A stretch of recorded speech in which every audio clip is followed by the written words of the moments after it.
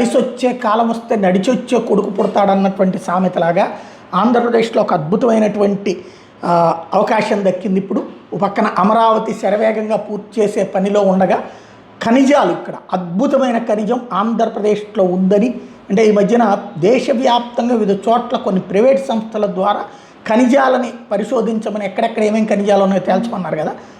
ఆంధ్రప్రదేశ్లో పెద్ద ఎత్తున యురేనియం ఉంది అని తేల్చారు. యురేనియం అంటే తెలుసు కదా, ఇప్పుడు ఇరాన్ అమెరికా యుద్ధం ఎందుకు జరుగుతోంది, ఇరాన్ మీదన ఇజ్రాయెల్ కోపం ఎందుకు, శుద్ధి చేసిన యురేనియంతో అణుబాంబులే తయారు చేయొచ్చు, అలాగే వాటితో అణు విద్యుత్ కర్మాగారాలు పెట్టుకోవచ్చు.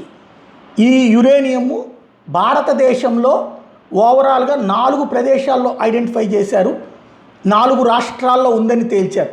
టోటల్గా 93,000 టన్నుల ముడి యురేనియం ఉంది అన్నటువంటి తేల్చారు. ఇందులో ఆంధ్రప్రదేశ్లోనే హయ్యెస్ట్ ఉందట, 60,659 టన్నులు ఆంధ్రప్రదేశ్లో ఉందన్నటువంటి విషయాన్ని నేను చెప్పట్లేదు, ఈ రిపోర్టు చెప్తున్నటువంటిది. ఏదైతే ఇండియన్ ఇన్ఫ్రా రిపోర్ట్ వాళ్ళ కథనం ప్రకారం వచ్చినటువంటి సంచలనాత్మకమైన అంశం.